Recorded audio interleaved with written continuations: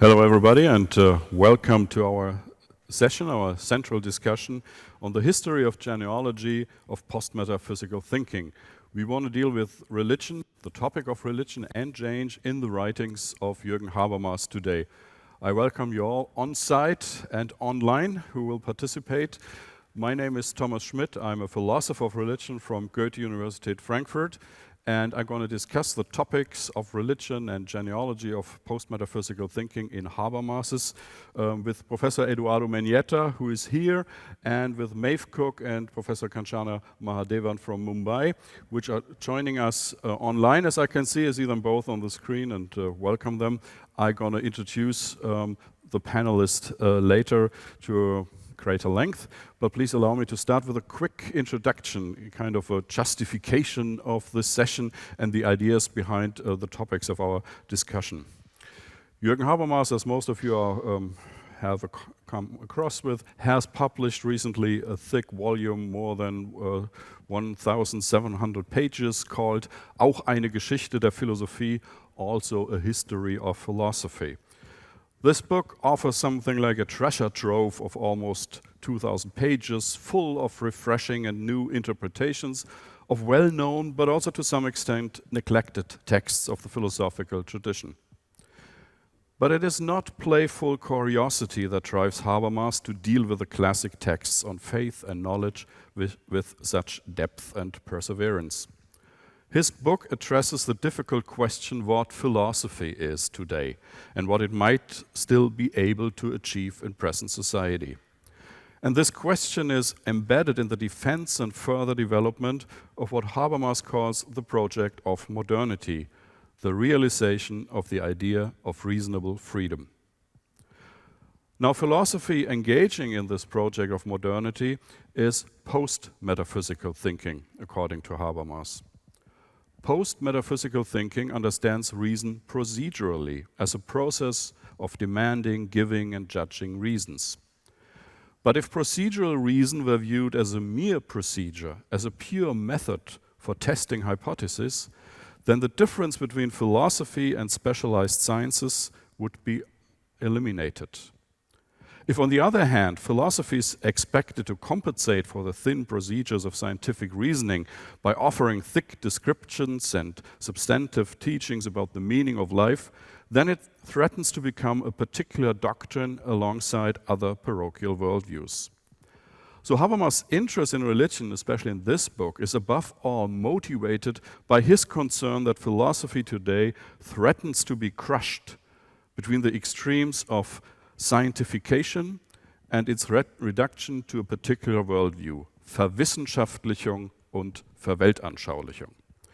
In the light of this tension between Verwissenschaftlichung and Verweltanschaulichung, philosophy is in need of self-assurance. In Auch eine Geschichte der Philosophie, this self-assurance of philosophy is pursued through a genealogical examination of post-metaphysical thinking. By using the concept of genealogy, Habermas tries to offer an account of intellectual history which keeps the same distance from a pessimistic theory of cultural decline as from a naive optimistic view of automatic progress. Instead, the concept of genealogy tries to understand the development of human culture as a learning process. This could contribute to the general topic of our conference, religion and change, since the concept of a learning process explains how we could understand cultural, social, and intellectual change, not as a mere transformation, but as a development. Thus, Habermas' understanding of history as a learning process offers a conceptual analysis of what we could possibly mean by using the term change. The concept of human history as learning process also offers a comprehensive and complex way of understanding the relationship between change and religion. According to Habermas, a learning process is an intellectual development which is open to impulses and challenges which have not yet been processed. Since religion is by no means dead but continues to exist in the midst of secular society, post-metaphysical thinking is not yet finished with it. It has to be open to religion and willing to learn from it. So post-metaphysical thinking can contribute to contemporary public debates if secular reason is capable to reflect on its religious origins and to relate to its religious heritage in an appropriate manner. But one might wonder, why this special reference to religion? There are other intellectual sources and resources available besides religion from which post-metaphysical thinking arises and to which it could refer. Why does Habermas relate the learning process from which post-metaphysical thinking has emerged to religion in such a specific way? And in his account of religion and post-metaphysical thinking, is religion not in danger of being instrumentalized as a mere resource by post-metaphysical thinking in its quest of self-assurance? And doesn't it seem necessary in the end to deprovincialize Habermas, his genealogy, which seems to be mainly a history of Western theology and philosophy? These are some of the questions we want to address in the following panel with Eduardo Mendieta from Penn State, Maeve Cooke from the University of Dublin, and Kanchana Mahadavan from the University of Mumbai. Let's start with Eduardo Mendieta's contribution, and please allow me to introduce him briefly. Eduardo Mendieta is professor of philosophy at Penn State University and acting director of the Rock Ethics Institute. His research focuses on ethics, political philosophy, Latin American philosophy, philosophy of race, and feminist philosophy. And, of course, above all, one might say, critical theory, especially the Frankfurt School and Habermas and his account of religion. Eduardo Mendieta's publications include Abolition Democracy, Beyond Empire, Torture and War, Global Fragments, Globalizations, Latin Americanisms and Critical Theory, Philosophical Animal on Zoopoetics and Interspecies Cosmopolitanism. This is forthcoming. He has also edited The Power of Religion in the Public Sphere, Habermas and Religion, and most recently, the Cambridge Habermas Lexicon. We are happy to have you here, Eduardo, and we look forward to your talk titled Post-Metaphysics and Post-Secularisms, on Habermas's Also a History of Philosophy. Eduardo?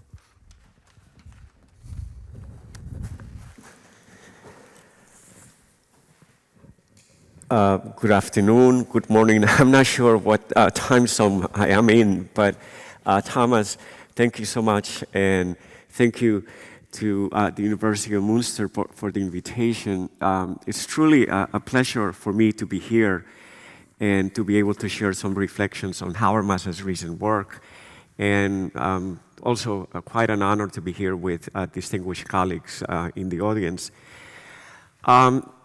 I have written several articles already on Habermas's most recent work, although I would say that I have been in dialogue with Habermas on the question of religion for almost 20 years now. And so it's, for me, a great pleasure and honor to see that his reflections over the last 20 years have yielded this incredible corpus and work. So, like very few contemporary thinkers, Jürgen Habermas has been an unrepentant, unapologetic, tireless, and ever vigorous defender of both the Enlightenment as the name for a pivot in European history, and enlightenment as what we do when we reflect on the conditions of possibility of any communication and understanding. A whole lexicon is now tangled with Habermas's name. Validity claim, reconstructive sciences, communicative action, communicative rationalization, all affective individuation through socialization, semantic contents, the unfinished project of modernity, which we now learn is also the unfinished project of enlightenment. I'm only naming some of the words that are associated with Habermas's creative philosophy. Indeed, Habermas is the Enlightenment philosopher of late modernity par excellence. At times, he seemed to be rowing against the current of turbulent times of recent intellectual history, cultural, and political developments. Thus, it may come as a surprise to some, or perhaps most, that Habermas published in 2019 what without question will become another intellectual milestone in his already long list of intellectual accomplishments, namely also History of Philosophy, in 2 volumes, which I would render in the following way. Also History of Philosophy, Volume 1, The Western Constellation of Faith and Knowledge, and Volume 2, Rational or Reasonable Freedom, on the traces of the discourses on faith and knowledge. From now on, I will just refer to the book as AHP. These 2 hefty volumes may be surprising because they deal with the long history of the dialogue between faith and knowledge. That is, the dialogue between revelation and reason, or religion and philosophy. This focus may seem anachronistic, and the arc of the argument may be read as an apologia for religion.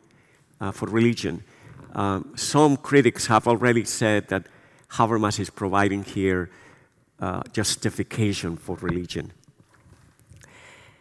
Furthermore, these 2 volumes may seem or may appear unusual to some who are familiar with Habermas's work, which has been doggedly focused on contemporary social theory, democratic theory, moral philosophy, in which, additionally, he has taken very distinct and polemical positions within the most recent debates in philosophy.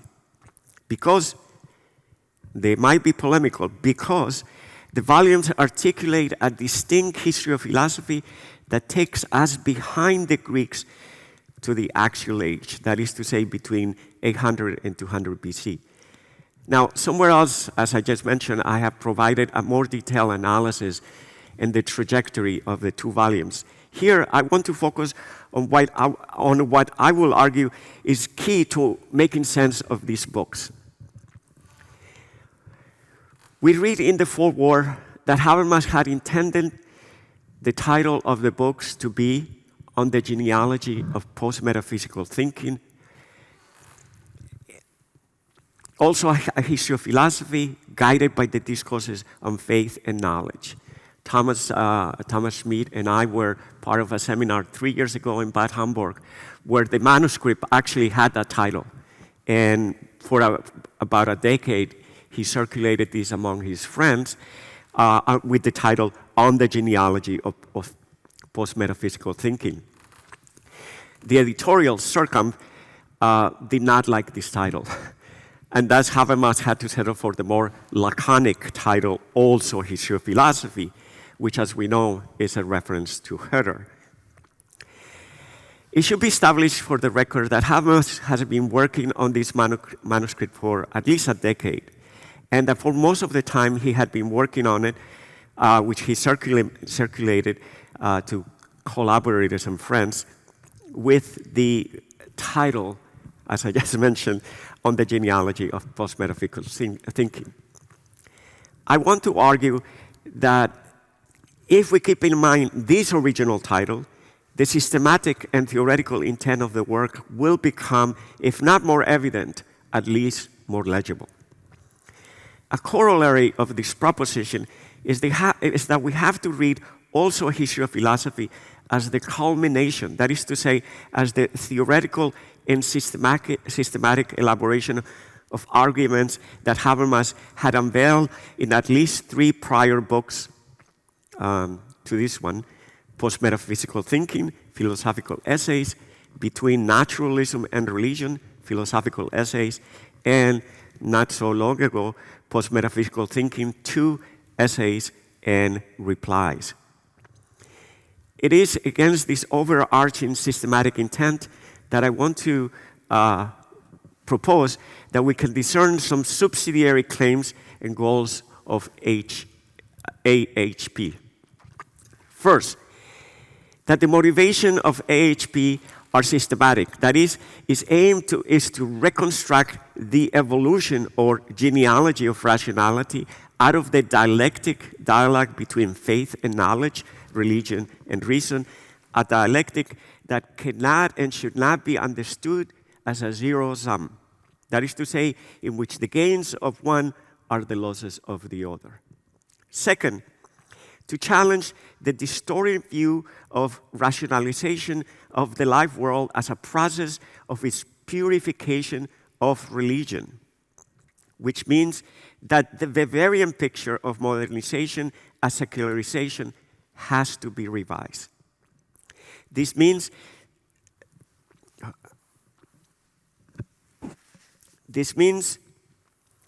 that we have to rethink the process of rationalization as intrinsically linked to secularization.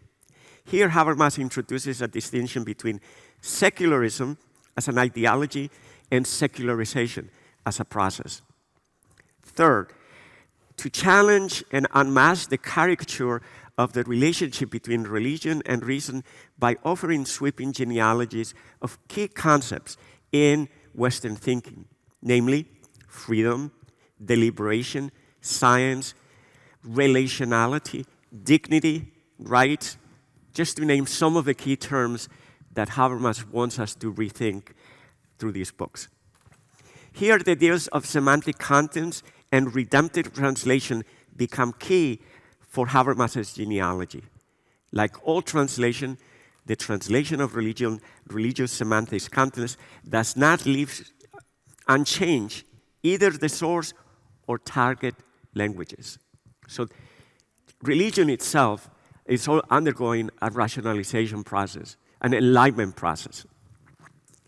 Fourth, to exemplify and deepen our understanding of the dialectic of secularization as a non-zero-sum process of rationalization and enlightenment.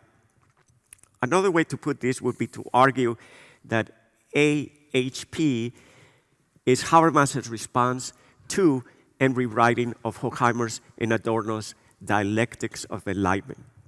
I want to propose that we read AHP as a dialectics of secularization and rationalization, or better yet, a dialectics of post-secular enlightenment.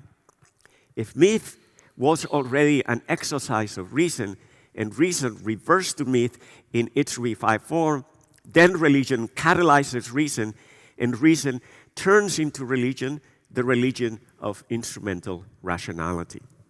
This means that both religion and reason are entangled in a process of secularization, which means that we have never been thoroughly secular, where consciousness of this never being thoroughly secular is what goes by the name of post-secular consciousness. Fifth, to provincialize the West through a genealogy of key concepts, such as those of dignity, freedom, authenticity, and so on. By rooting this genealogy in the actual age, which we share with other world religions, AHP is an exemplification of what I would call rooted cosmopolitanism. Here, we have to note that Habermas's temporal shift from the French religion, the Reformation, and the European Enlightenment, the cardinal points of reference in the philosophical discourse of modernity, towards the actual age, places us in a non-European temporal stage, or at least one that is pre-Eurocentric. 6, to urge philosophers to take up again the genre of the history of philosophy as an example of what Karl Otto Appel called the Selbsteinholungsprinzip, the principle of self-recuperation or self-justification. Namely, that part and parcel of philosophy is to offer reconstructions of how it is that one's arguments are possible given a certain history of positions and debates. Philosophy retains independence from the natural sciences, in part because it can and must engage in the writing of the history of philosophy as part of its advocacy of enlightened reason as a learning process. If we are to understand the rationalization of the life world as a learning process, integral to that goal is the weaving of narratives that make that learning tenable and legible. Seventh, another goal of AHP is to stage the history of moral philosophy as the titanic clash between Hume and Kant. That is to say, between the education of the moral imagination and affect on the one hand, and the elucidation of moral sense, of the rational discernment of the moral point of view on the other. Or put differently, a confrontation between emotivism, contextualism, and cognitivism, universalism. Now, those 7 points, I think, also give us a sense of how wide the map, the territory that Habermas wants to cover is. Now, given the centrality of the actual age for AHP, I want to focus on what Karl Jaspers called the cognitive gains of the actual age. I will do so by summarizing this gain in 6 steps. And here I'm going to use my language to translate what Habermas is taking from Jaspers and what Jaspers meant to develop in his very important book, The Origin and Goal of History. First, that between 800 and 200 BC, there emerged the critique of myth by logos through the decoupling of religion from mythology. This is what we can call the disenchantment of mythological worldviews. A disenchantment that began with the actual religions of the Word and the book. Second, actual religions began as a process of the monotheism, the monotheism of God, a process that entailed the idea of creator sovereign God that is nonetheless other than all creation. This is the idea of a wholly transcendent God that is before time and is not of this world. This wholly other God, however, is now articulated in conjunction with a revelation text or sacred text. Just as God became an intractable and transcendent entity beyond being, this very God began to be domesticated through the holy text. We therefore must talk about the alphabetization and grammatization of the religious and the sacred. Third, the monotheistic, wholly transcendent God, a God who is creator and sovereign, was also articulated as both a world judge and enforcer of the divine moral law. Thus, actual religions were religions of ethical refusals and critiques of existing social orders. Most of these critiques and refusals were articulated by holy men, holy women, sages, prophets, sophists, and eventually philosophers. This is what Habermas calls the moralization of the sacred. Fourth, under the sovereignty and judgment of this omnipotent God, humanity itself is spiritualized or dignified as created creatures of the Creator God. The other side of the idea of a transcendent monotheistic God is the idea of a dignified humanity. Thus, we can talk of the humanization of humanity qua spiritualization of all humans. Actual religions are humanistic avant la lettre. Fifth, the philosopher, apostle, holy men, women, emerge as quasi-spiritual guides, ethical consciences, critics of injustice, and advisors to kings or political leaders. The process of differentiation and uncoupling among kings, politicians, religious leaders, and ethical guides is unleashed. The moralization of the sacred resulted in the idea of moral exemplarization and education of holy men, holy women, sages, or philosophers. 6, and finally, with the idea of a transcendent God that rules over creation, but who also has a plan for humanity, a new consciousness about the transitoriousness,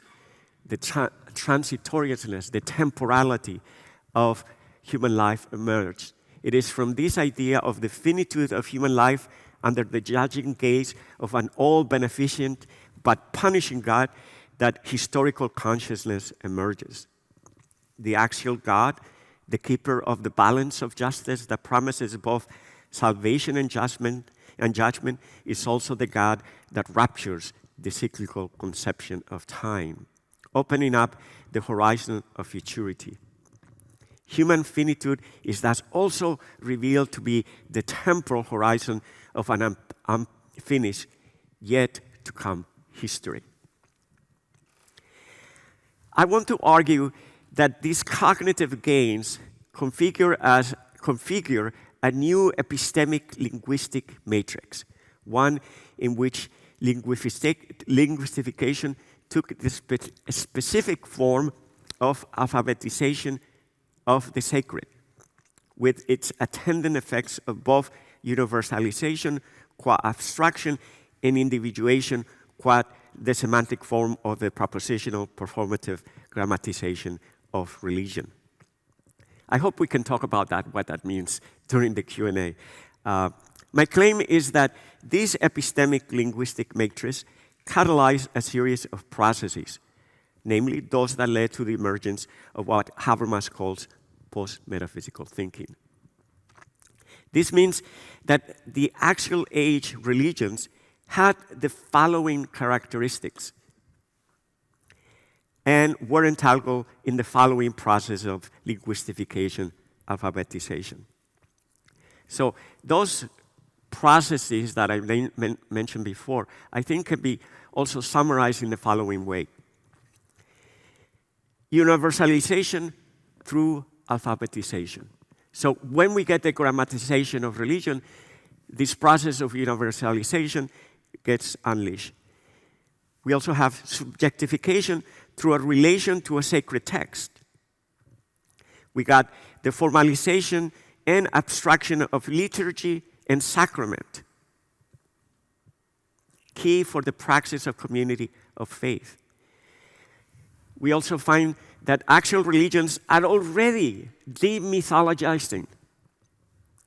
Actual religions are also self-secularizing, insofar as they always have to be mediated through a sacred text that is always to be read by individuals within a community of faith.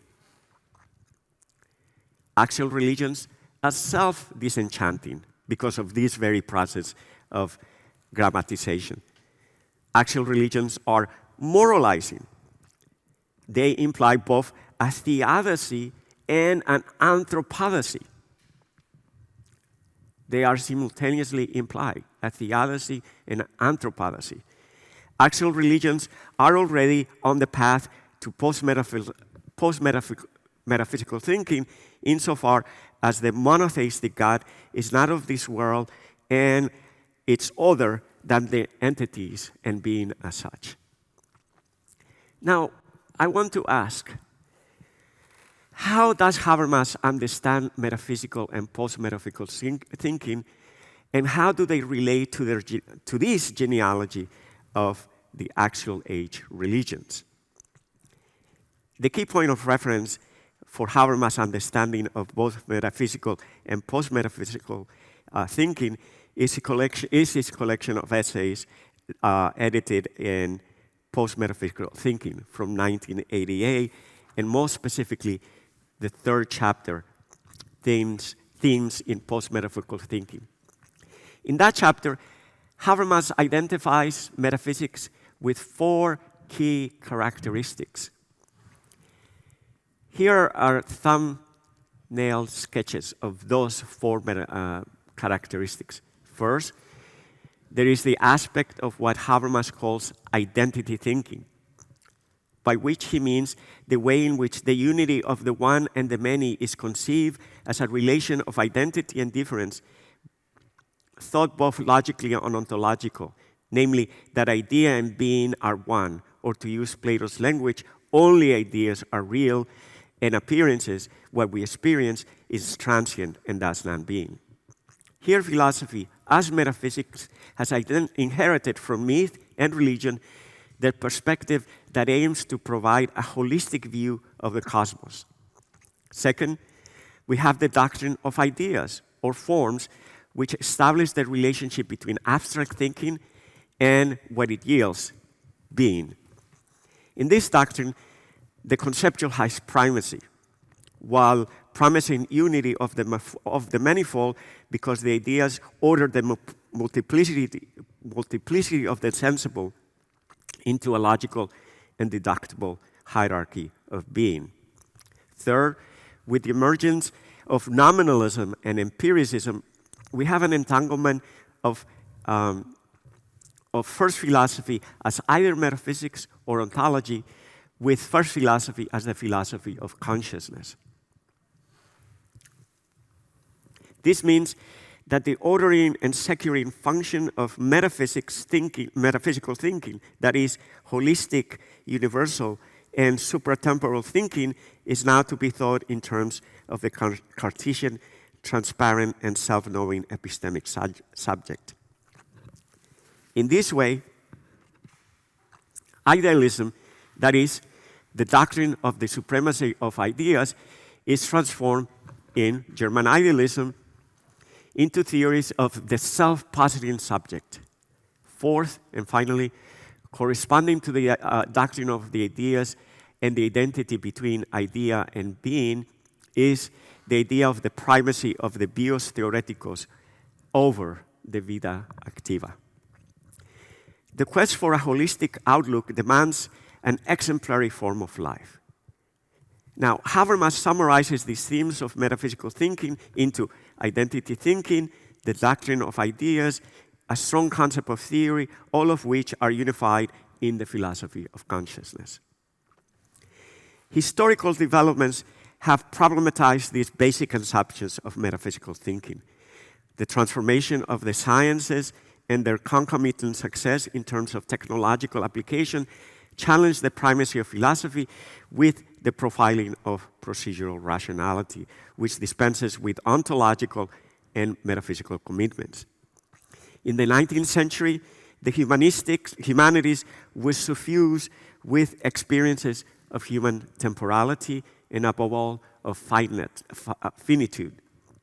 This leads to a detranscendentalization of all received ideas from metaphysics. Ideas and ideality were therefore historicized. The criticism of reification and functionalization of forms of life and interaction spread out through the 19th century, and philosophy itself became the object of such criticism. Interestingly, Habermas places the transition from the philosophy of consciousness to the philosophy of language within this context. Finally, the success of the human and natural sciences, now oriented by a procedural rationality, aimed at empirical efficacy, which led to the demotion of the primacy of theory over practice. Habermas thus argues that post-metaphysical thinking emerges in the wake of the collapse of metaphysical thinking. The latter takes up what remains of metaphysical thinking, but now chastened and guided by a procedural conception of reason, a reason that is furthermore socially and historically situated, one that dissolves the autarkic conception of the epistemic subject into a linguistically constituted intersubjectivity that thus leads to the deflation of the extraordinary. While post-metaphysical thinking dispenses with identity thinking, idealism, and a strong concept of theory, which gives primacy to theory over practice, it does not, however, give up to key themes of metaphysical thinking. Post-metaphysical thinking still aims at the holistic view, one that brings together the one and the many, the whole and its parts in terms of the linguistification of reason. Linguistically achieved understanding, which is from the outset intersubjectively generated, is, according to Habermas, and here I quote, by nature porous and linguistically attained consensus that does not eradicate from the accord the differences in speakers' perspectives, but rather presupposes them as inalienable, that cannot be eliminated. Every speech act by every communicative actor is the intersection point of embodied particularity and transcendent universality. Insofar as any and all speech acts raised by the claims that presuppose a counterfactual ideal speech situation, or, as Habermas puts it, claims to propositional truth, normative rightness, and subjective truthfulness intersect here with a concrete, linguistically disclosed world horizon, yet, as criticizable claims, they also transcend the various contexts in which they are formulated and gain acceptance. I'm coming to my conclusion. I'm going to skip, for the sake of time, the second theme, and it has to do here with the primacy of the reflective over the active life. Once Habermas moves to what he calls the communicative model of rationality, praxis, the lived life, takes primacy over theory. And this impacts what he means by post-metaphysical thinking and the post-secular.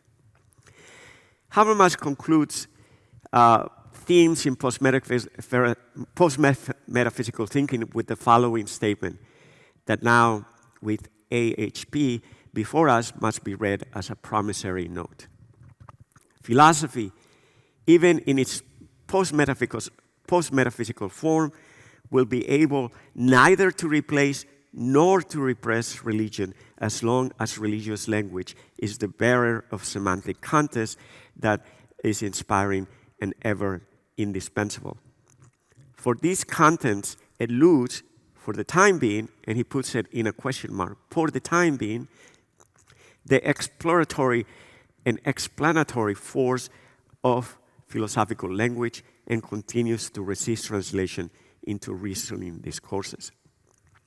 AHP is a long demonstration of how Western philosophy, and this is my conclusion, these 2 volumes, almost 1,800 pages, is the demonstration of how Western philosophy, and also those non-Western traditions that flow from the actual age transformations, has been nourished by its millennial dialogue with revelation, faith, religion, and theology.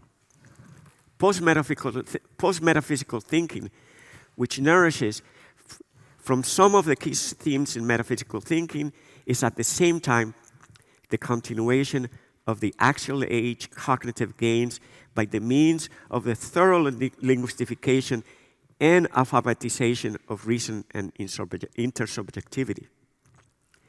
Actual age religions, insofar as they were self-secularizing, at the same time unleash those processes that would render us post-secular. Post-metaphysical thinking and post-secular consciousness are 2 sides of the dialectics of secularization. Thank you.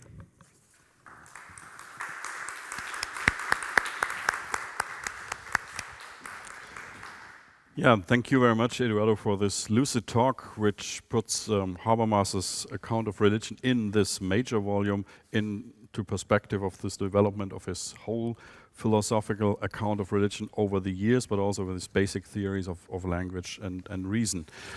Interesting, and this is one of the topics I think we should discuss later on, is that you put it in by picking up Jasper's account of the actual age and Habermas' interpretation to put the achievement of religion, its contribution to the emergence of post-metaphysical thinkings in means of, let's say, the media which is used by religion. That religion, the axial age religions contribute to, let's say, the evolution of human culture by means of Albertization, grammatization, linguistification of religious practices. That seems to me interesting, and that shifts a little bit the discussion between about the relation between reason and religion, philosophy and religion, towards practices, grammar, linguistic, rituals, and the media by which we constitute culture.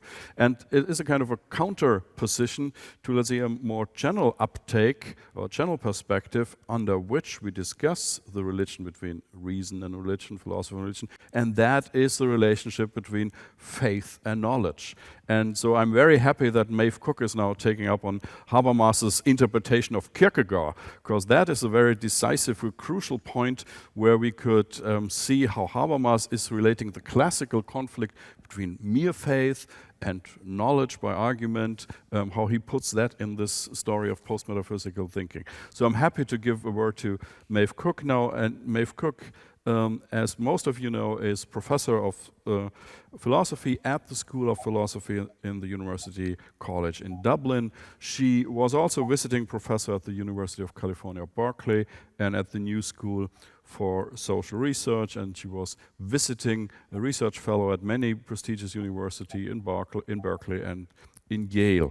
Her areas of interest include many fields of political and social theory, critical social theory, law, religion, politics, autonomy, ideology, and power as keywords.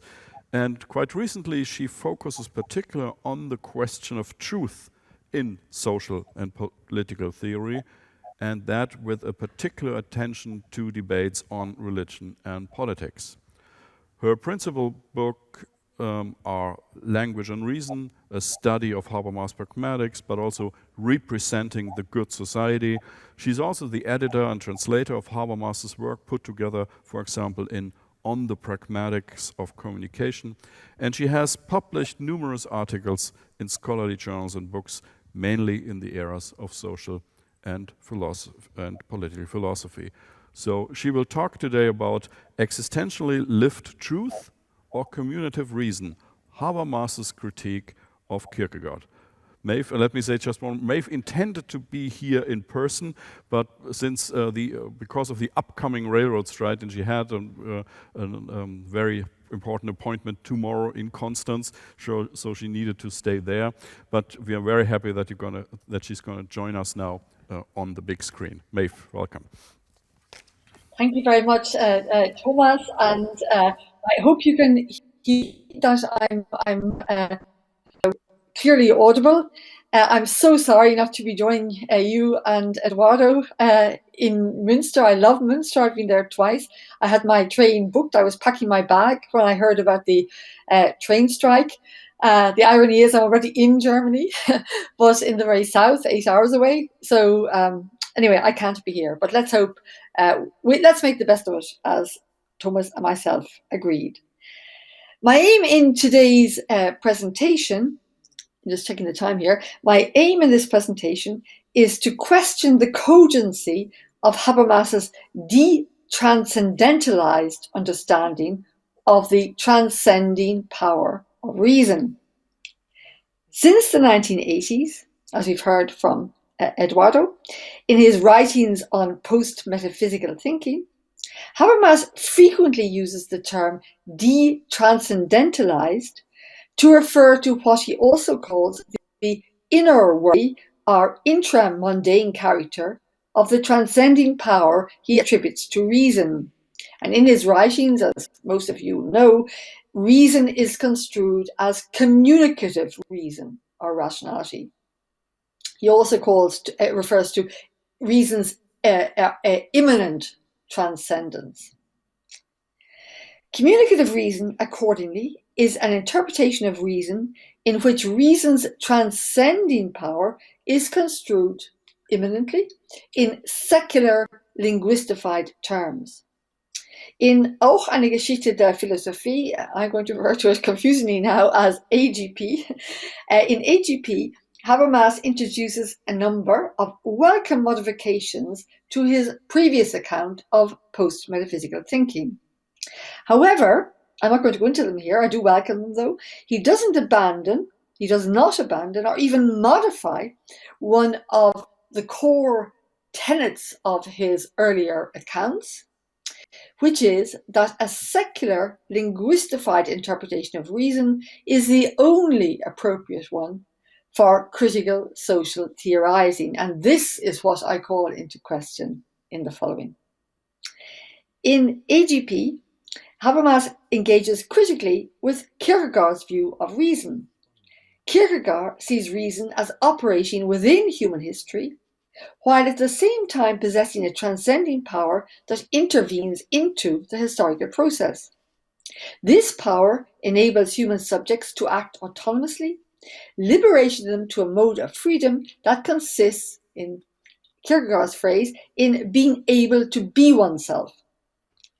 Habermas endorses Kierkegaard's concern to maintain the transcending power of reason as experienced by finite subjects within human history. So that's immanent transcendence in a version of it. However, he distances himself from Kierkegaard's interpretation of existentially experienced truth as the authenticity of a life of religious faith lived in passionate devotion.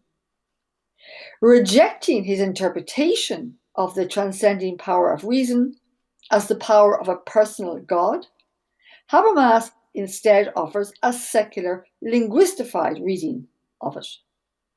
On his secular reading, the ethical is offered not redemption, but a post-metaphysical way out of its despairing isolation in self-referential inwardness. That's a Habermas phrase, as I'm sure you will have noticed. As we shall see, I reject both Habermas's secular interpretation of the transcending power that liberates humans to be able to be themselves, and I reject Kierkegaard's religious. My main objection to Kierkegaard's religious interpretation is that it allows for no rational contestation of the truth claims implicit in the subject's liberation to being able to be itself. This renders it unsuitable for the purposes of critical social theorizing. Kierkegaard considers rational contestation impossible because individual subjects are unable directly to communicate their experiences of truth to their fellow subjects. In order for their experiences of truth to be accessible to other subjects, these other subjects would have to undergo a personal conversion. Conversion is a revelatory experience for Kierkegaard. It reveals that being able to be oneself demands a fundamentally new mode of existence. A mode of existence in which human subjects live in passionate religious devotion, attentive to the everyday conduct of their lives, deeply aware of their own sin, and endeavoring to appropriate their life history reflexively. In Kierkegaard's view, normal everyday communication cannot convey the life-changing quality of this experience, since everyday communication is geared towards mutual comprehensibility within the terms of the prevailing ethical vocabulary. Habermas notes, I think rightly, an implicit truth reference in Kierkegaard's notion of passion. He observes that despite Kierkegaard's insistence that the leap of faith is not an epistemic act, it nonetheless has a certain cognitive quality. However, due to the chasm that Kierkegaard posits between faith and knowledge, the implicit claims his subjects make for the truth of their new worldviews, following conversion, is immune to critical interrogation within everyday communicative practices. The truth dimension in conversion has an important implication that neither Kierkegaard nor Habermas adequately explores. The implication is that the subject's conversion will result in a fundamentally new understanding of truth. Thus, as Kierkegaard depicts it, subjects who undergo conversion come to see that truth refers to the validity of an entire life history. Moreover, that truth can be grasped only to the reflexive appropriation of their own life history in a mode of existence of passionate, believing devotion to a personal God who intervenes into and operates within human history. Kierkegaard points out that this new understanding of truth stands in stark contrast to the customary understanding of truth, in which it's a matter of the validity of factual or moral assertions. Habermas rejects Kierkegaard's detachment of autonomous agency from the critical power of reason. He maintains that communicative reason is the sole post-metaphysically defensible means for emancipating the self-reflecting subject to a condition of being able to be itself. However, despite his significant divergence from Kierkegaard in this respect, he tacitly shares his conviction that religious experiences have a rationally impenetrable core, which cannot be communicated intersubjectively in validity-oriented exchanges. In one sense, as we'll see, Habermas and Kierkegaard are correct. If existential truth always transcends its particular articulations, discursive critical reasoning will never be able fully to capture its meaning. But Habermas goes a step further. He draws the conclusion that post-metaphysical thinking must abstain from evaluating the truth of existential convictions.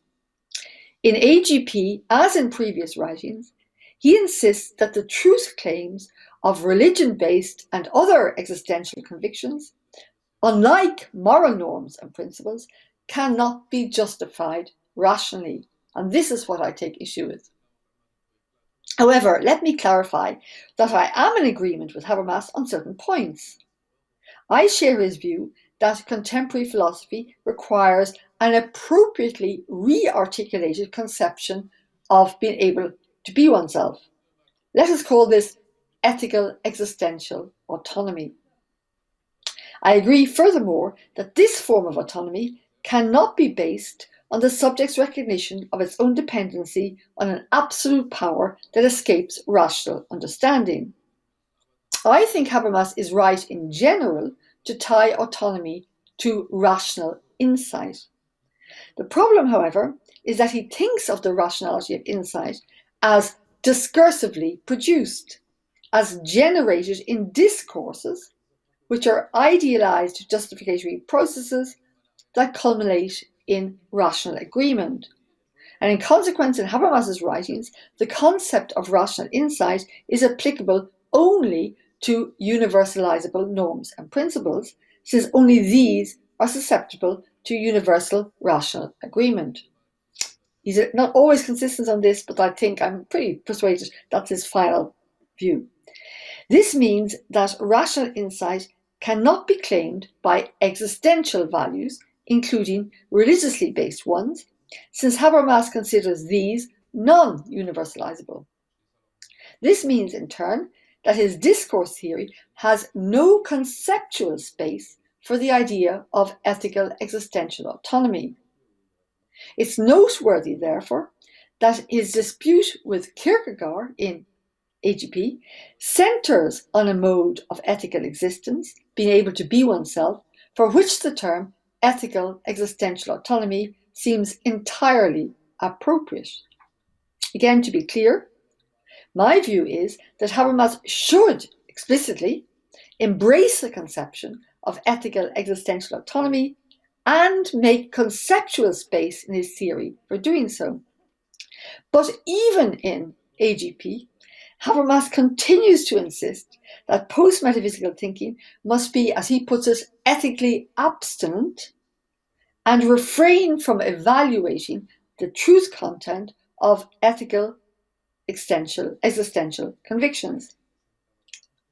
However, I also want to say, another point of agreement, I see Habermas's insistence on ethical abstinence, which I reject for the most part, but I see it as driven by an important impulse. The important impulse is a rejection of what I call ethical authoritarianism. I take this rejection to be an important part of his critique of Kierkegaard. Ethical authoritarianism, and that's my term, it refers to a mode of authority in which a view of the ethically good life is simply imposed on individual subjects as indisputably valid by a philosophy or religion or theory. As it stands, Kierkegaard's position is not ethically authoritarian. Self-reflective, passionate religious believers do not seek to impose their view of truth on those who have not progressed to the religious stage. Rather, they retreat into silence. However, Kierkegaard's position has authoritarian tendencies. It places such believers who have progressed to the religious stage in a position of ethical superiority vis-a-vis others who haven't made the leap of faith, and it relieves these converted subjects of rational accountability. As Habermas observes, for Kierkegaard, being able to be oneself calls for responsibility not towards one's fellow subjects, fellow humans, but rather towards God and the order of things in which one lives. Further, the implicit truth reference in Kierkegaard's notion of passion means that religious believers make implicit claims to the truth of their lived experience in their relationship with God, but these are claims that cannot rationally be called into question by other humans. To be sure, as long as the converted subjects maintain silence, they can avoid the authoritarian objection, but it's lurking in the background. Let me come back to Habermas. The heart of the problem, as I see it, is Habermas's de-transcendentalized understanding of the truth of claims to validity in the domain of practical reason. I find that Habermas needs a different account of truth and a correspondingly different account of ethical existential discourses. And let me briefly sketch the contours of the alternative account I think Habermas should, but doesn't, embrace. In my alternative account, ethical existential discourses are agonistic processes that have an inbuilt reference to truth, in the sense that those engaging in them share a common concern critically to explore and interrogate their particular existential convictions from the point of view of their universal validity. The agonistic exchange of reasons contributes to these exploratory and interrogative processes. In my alternative account, truth has a transcending emancipatory power, like in Habermas's. It is transcending because it surpasses every agreement reached concerning the validity of existential convictions. It's emancipatory because it potentially releases human subjects from the wrong value orientations, be these their own or the socially prevailing ones. And that's why I think both Habermas and Kierkegaard are right to speak of truth's power to emancipate the subject to a condition of being able to be oneself. However, I diverge both from Habermas's view. Sorry, I've just lost my iPad has jumped here. But I diverge both from Kierkegaard's view that liberation is enabled by a religious faith that eludes rational evaluation, and Habermas's view that it's enabled by what he understands as communicative reason. Ethical existential truth, as I construe it, has a double aspect. It is at once, like Habermas's, it is at once context transcending and context dependent. It is context transcending in the sense that it forever surpasses human understanding, and that's my divergence with Habermas. We must assume, in my account, that we can never finally know the truth, nor indeed whether this assumption is itself true. Its second aspect is context dependence. Ethical truth, as I construe it, is inescapably mediated by language. I agree with Habermas here. Language, culture, individual psychology. There is no unmediated access to truth. Nonetheless, we must assume that ethical existential reflection can lead to answers to questions that bring us closer to truth. Otherwise, rational deliberation on such matters would be pointless. An obvious objection to my proposed sketched model of ethical existential deliberation is that it passes too lightly over the difficulties involved in interacting critically with others who hold fundamentally different existential convictions, including religious ones. In the value pluralist societies of democratic modernity, particular ethical existential convictions are frequently rationally inaccessible or unintelligible to others. The problem is compounded under conditions of globally widespread migration, in which individuals and groups with fundamentally diverging worldviews and life practices increasingly come into contact with one another. And I do not deny that the mutual inaccessibility of ethical existential convictions is a considerable obstacle for critical evaluation. One of the strengths of Kierkegaard's position is that it acknowledges the challenges of mutual intelligibility. For, I agree, in many cases, even high degrees of hermeneutic sensibility will not suffice to ensure the mutual intelligibility of the implicit or explicit validity claims made by existential convictions. Existential convictions may be mutually unintelligible for a number of reasons. For instance, because they are based in the traditions of social minorities that the social majority find profoundly alien. Or again, just one other example, they may be mutually unintelligible because they attempt to articulate profound experiences that the subjects concerned do not understand themselves. As I read Kierkegaard, liberation to being able to be oneself entails a fundamental change of the latter kind. The transitions he charts, in particular from the ethical to the religious worldview, amount to a radical transformation of the subject's identity, in consequence of which the subject relates to itself, to God, and to its fellow subjects in a fundamentally new way.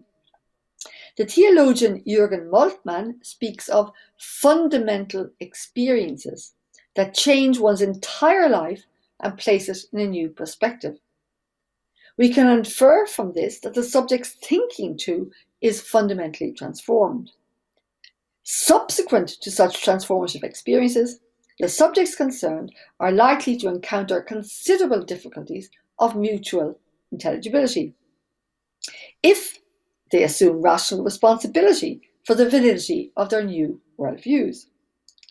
This is because fundamental experiences of this kind, if you like conversion experiences, lead to a radically new understanding of truth and rationality, which is intelligible only for those who have undergone sufficiently similar fundamental experiences and concomitant epistemic transformations.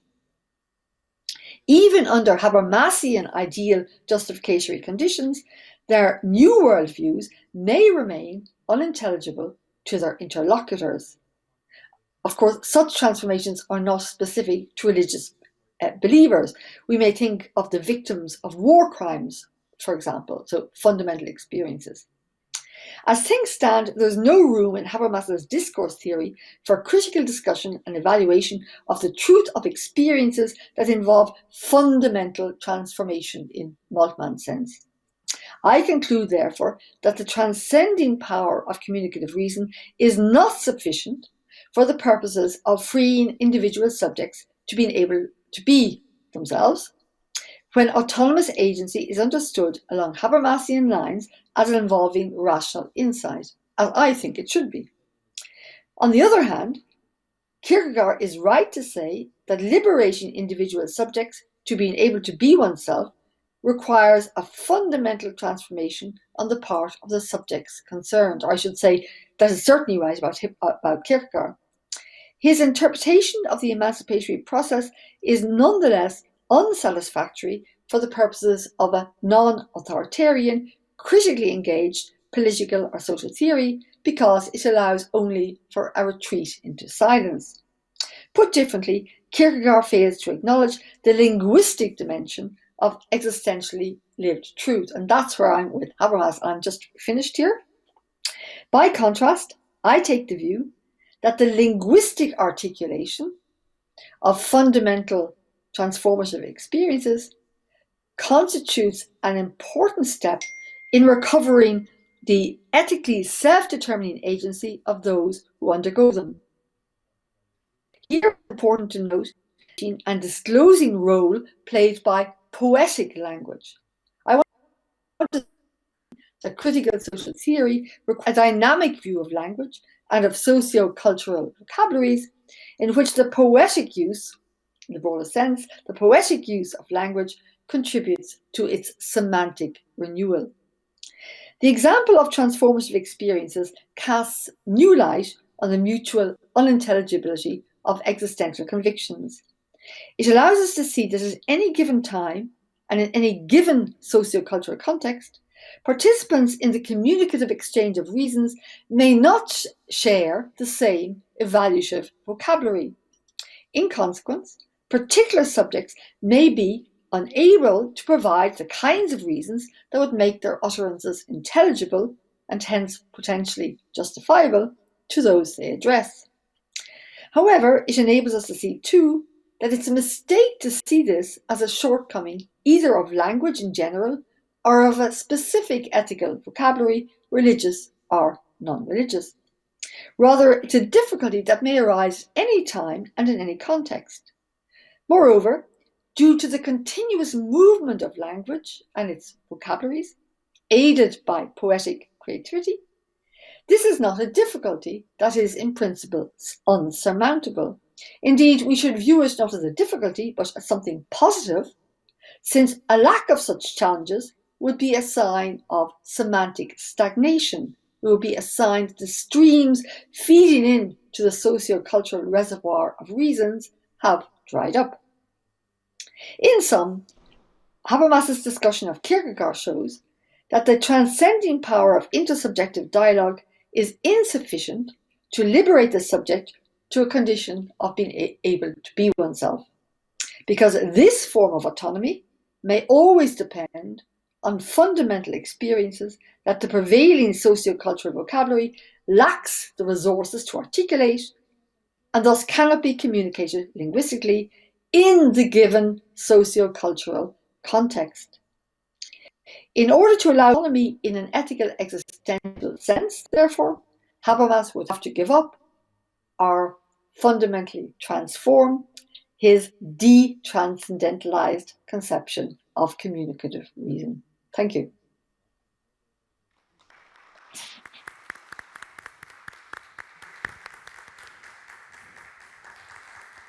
Thank you, Maeve. There were slight problems here and then with the transmission, but we could understand you very well in forms of contact and expression.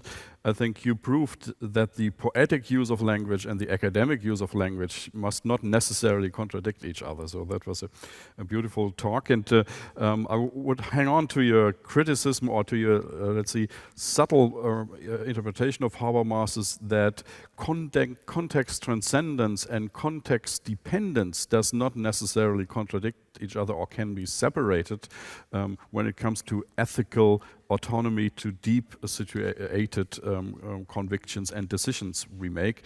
And I think the connections between religion and passion and devotion you talked about will now play a role as well in Kanchana Mahadavan's talk. And we should also keep in mind Eduardo's interpretation of Habermas, at least this one point where he said, well, his take on the Axial Age religion is a step to provincializing the West in his account of the history of post-metaphysical thinking, and I wonder if that's the case. So I'm happy now to introduce the third speaker of our panel today, Professor Kanchana Mahadavan, and she is professor at the Department of Philosophy at the University of Mumbai in India. She was a visiting professor at the Department of Political Science and the Center for Ethics and Global Politics at the EuARe2021 University in Rome, Italy. And she was also a senior fellow at Justitia Amplificata.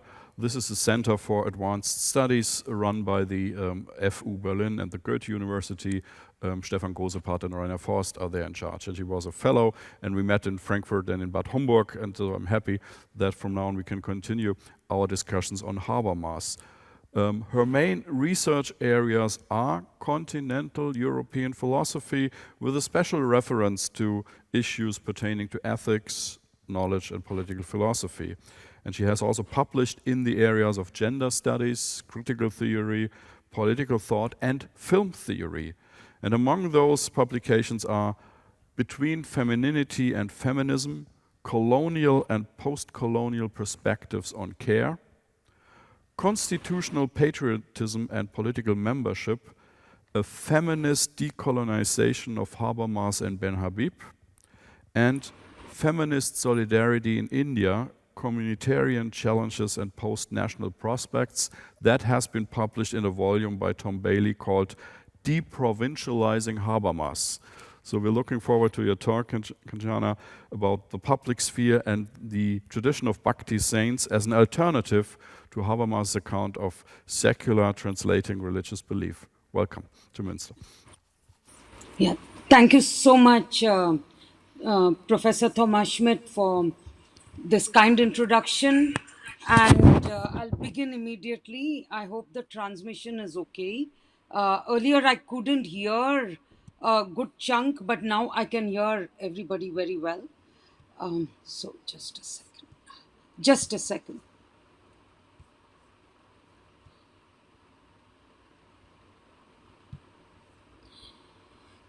So I will be looking at the notion of the public sphere and how during the medieval time in India, public sphere emerged centered around the Bhakti tradition or Bhakti cultures. The definition of Bhakti is something that I will articulate. Broadly speaking, the Bhakti culture, I prefer to use terms like Bhakti cultures, Bhakti traditions, Bhakti saints, or even Bhakti publics. And basically, the term Bhakti means devotion, but it also means sharing. And this was in different parts of India for quite a few centuries, between the 6th to something like 16th century. There were different kinds of Bhakti communities that emerged. And what they had in common was questioning religious dogmatism, particularly the dogmas of Hinduism and Islam. And they also tried to bring together some of the common features of Hinduism and Islam, and articulated a kind of syncretic approach. And they did this through lived performances that were often on the street, that were often in the of temples, because many of them could not even enter temples, being from the erstwhile untouchable caste. So I see this as having a bit of a potential to address the problem of the tension between religion and secularism in India. I think that this is got a better, it is better positioned because it is effective. It is based on poetry. It is not necessarily textual, because many people who are very ordinary and illiterate participated in it. So the stress that Habermas gives to cognition, to textual traditions, etc., all of that is missing. And I think that there is a kind of a translation that happens in the Bhakti public sphere, which is a translation that is emotional, that is based on praxis rather than simply thought or rational ideas. And Habermasian dialogue is there, but then this is not necessarily geared or motivated by rationality, but more through a kind of a caring hospitality with each other. And there is, as the Bhakti scholar Christian Nowitzki points out, there is what Habermas calls a solidarity with strangers that is very much present in these Bhakti publics. So, this is what I would like to draw out. So I'll begin. Indian secularism does not regard religion as an oppositional term, but is to an extent enmeshed in it. It reflects its rootedness in a modernity that emerged during the colonial period in India, witnessing intense public debates on religion. The secular state in India is committed to religious pluralism and follows the policy of what Rajiv Bhargava has termed as principal distance, uh, which is that it does not follow the policy of interference like the European model, nor is it one of non interference, but it is rather one of interference if there is some kind of a human rights issue that is at stake in that religious practice. So it is committed to the ideals of freedom and equality. It does not emerge because of a civil society transformed through secularization processes, but is instead inspired by legacies of religious discourses that are rooted in syncretism. The medieval saint tradition in India, also known as Bhakti, is one such. It has been invoked by anti colonial nationalists, including Gandhi, due to its normative vision of egalitarian pluralism. Thus, in one sense, religion has played a substantive role in the Indian conception of secularism and modernity, whereby it is already post secular, as Bhargava has noted. So one can discern traces of Habermas's account of the post-secular mode as one of balancing the claim of religious pluralism in public context, and Bhakti reveals an overlap between the secular and the post-secular, which is evident in the public sphere that it creates. I have derived from Christian Nowitzki's article on Bhakti publics here. By invoking bhakti, this paper tries to show that religion can be a normative resource for secular thought and practice. Moreover, public religion can coexist with the tolerance needed for pluralism. The public sphere of bhakti is an instance of Habermasian translations from the religious to the secular and vice versa. But Bhakti translations differ from the Habermasian one in being non cognitive and in being effective and in also blurring the divide between the secular and the religious. They do not foreground either the epistemic or the rational, and they cannot be reduced to dialogue between based on the rational freedom of the secular and religious minded citizens. Rather, they are dialogues between religious citizens, envisioning secularism as acknowledging the common threads of diverse religions. They're imbibing from each other while at the same time critiquing the shifts to rigid religious identities that lead to dogmatisms. Thus, Bhakti publics bring heterogeneous religious groups and diverse cultures to create communities without restrictions of gender, caste, and class. They invoke affect and care rather than rationality to redefine the secular in inclusive ways, in the spirit of what Joan Trotto calls in her work as caring democracy. Bhakti publics are post secular in inhabiting the secular through caring mutual coexistence, encouraging religious freedom and pluralism. They overcome the limited choices of unencumbered personal faith and compartmentalized religious communities. Bhakti communities are fluid and they do not choose who is proximate, but they instead transcend the borders of the secular and the religious by acknowledging interdependence.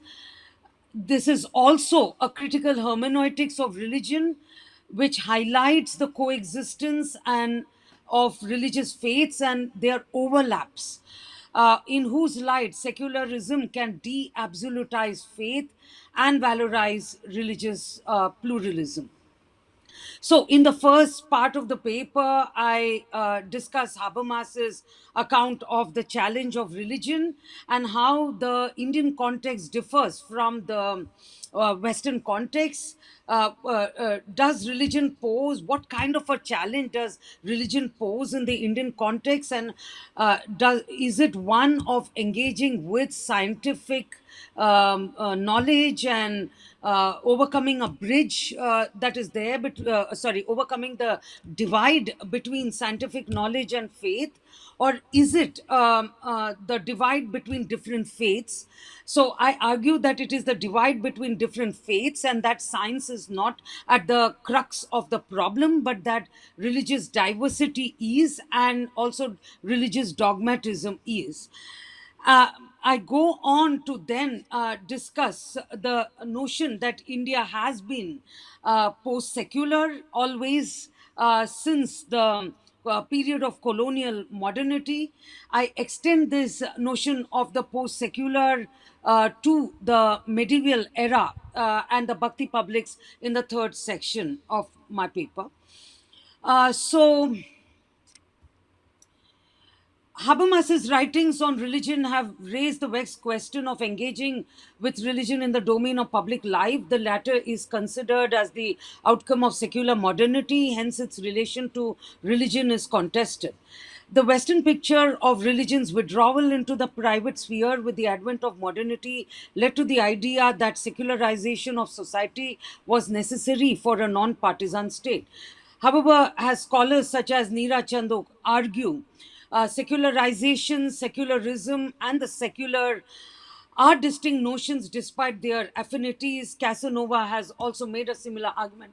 In the Western context, the secular denotes a religiously neutral space for political, scientific, and cultural life. It has come to mean the waning of religious worldviews from the public domain to personal choice. Such a notion of the secular became the basis for state secularism, which in turn carved out separate spaces for religion and politics. This did not happen in a vacuum, but was preceded by a sociological process of secularization. Now, I will skip a bit here because I think I can. I'm running against time.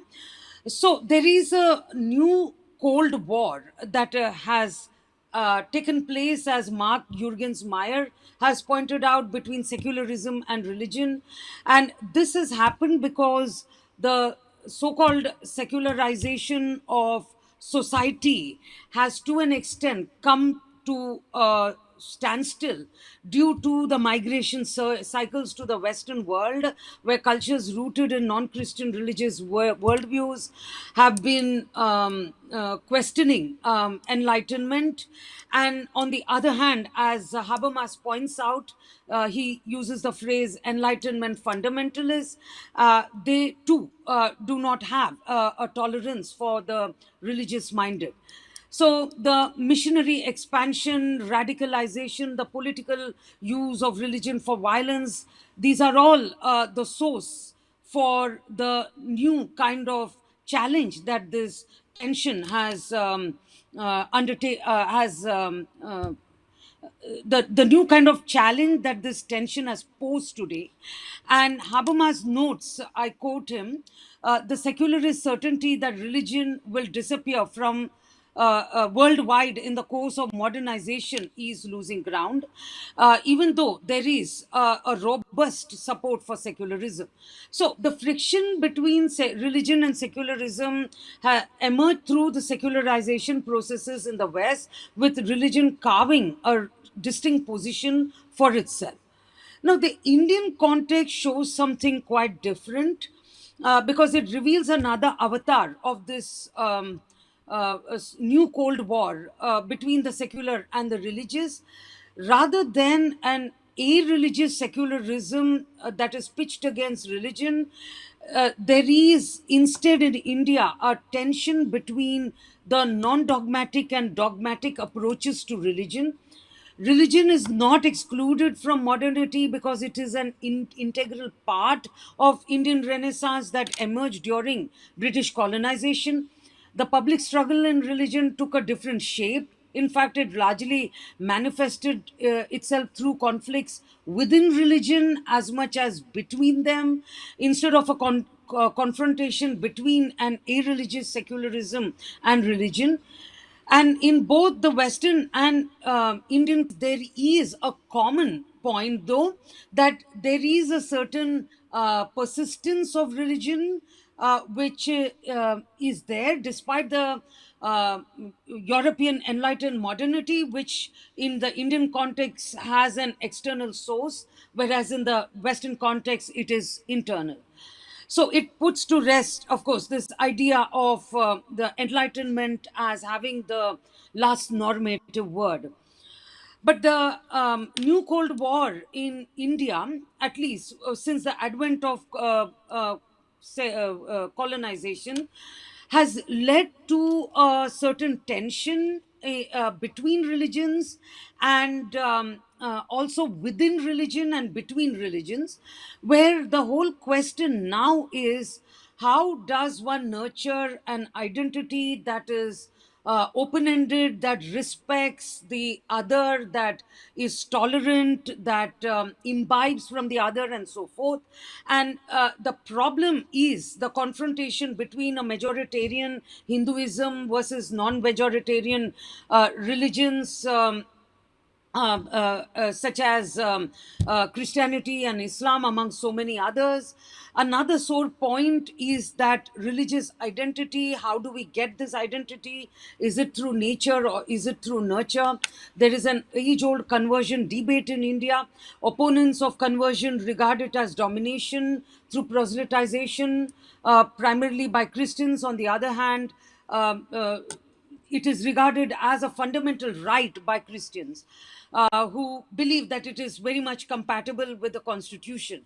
So rather than the resurgence of religion itself, it is a certain intensification of religion, because religion has always played an active role in the Indian context, and particularly during the colonial modernity. So the challenges of recovering an egalitarian perspective to religion versus and overcoming the dogmatic version of religion.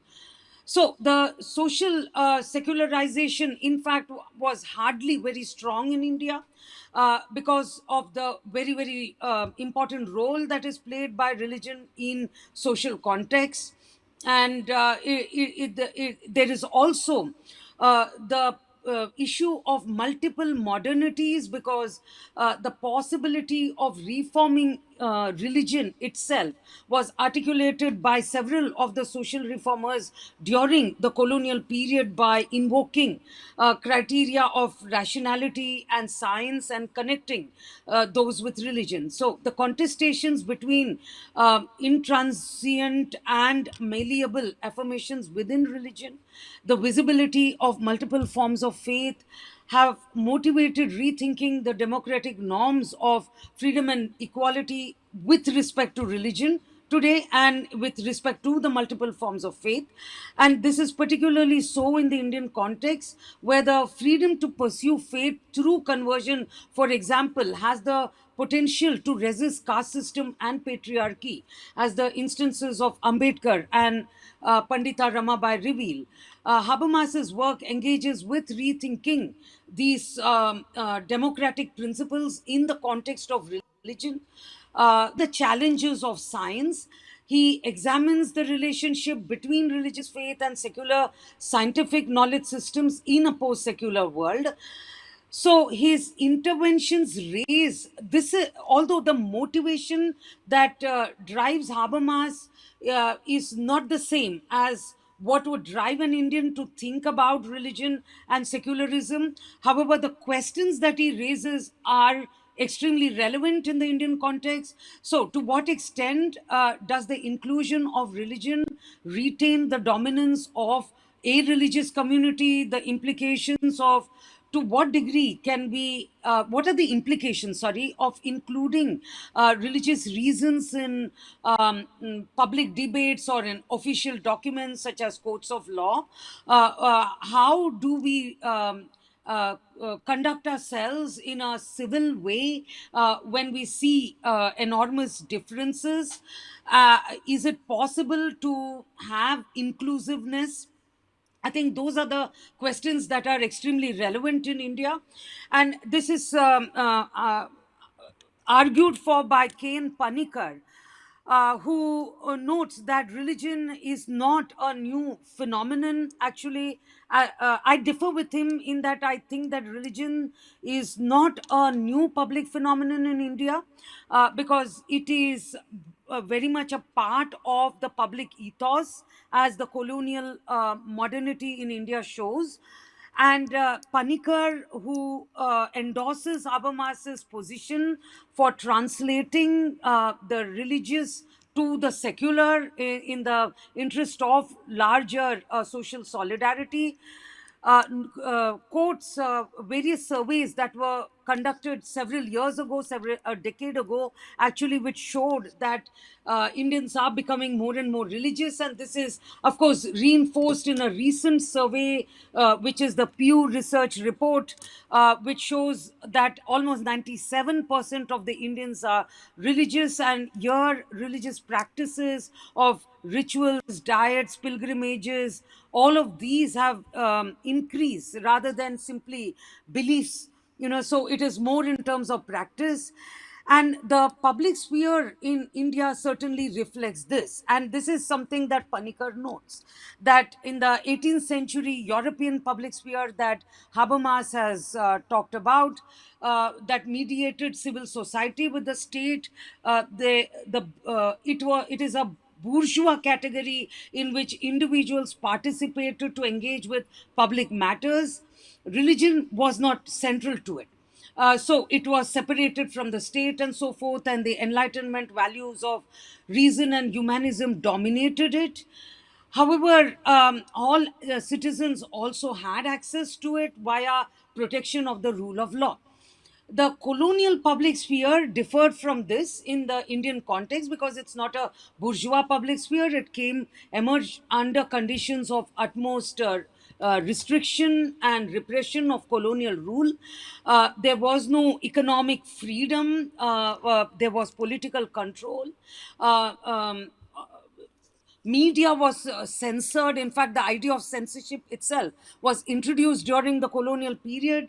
And so, because of all of this, religion was something that most of the intellectuals turned to, because that was one sphere they felt they had the freedom to reform, change, and exercise their freedom, which is something that could not be done in other contexts. And this is, of course, also Partha Chatterjee's argument regarding the formation of the Indian nation state. Now, the coevality of the secular and the religious in the public sphere in India, I think, need not be viewed as the weakening of the normative force of secularism in India, the way Panikar views it or the way Partha Chatterjee views it. In fact, it has an immense relevance in the context of contemporary challenges for reconciling secularism with religion. The tension between religions was negotiated during the colonial period through reform. And this is something that for Gandhi, for example, did. Muslim reformers like Sir Syed Ahmad also professed to open the space up to greater negotiation.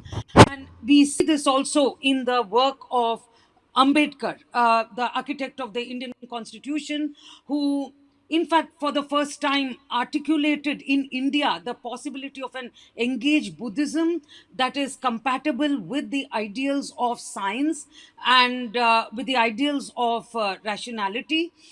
In the Habermasian sense of communicative rationality, not in the sense of instrumental reason, but in the sense of communicative reason. But despite all of this, the political instrumentalization and the radicalization of religion is a problem that has persisted.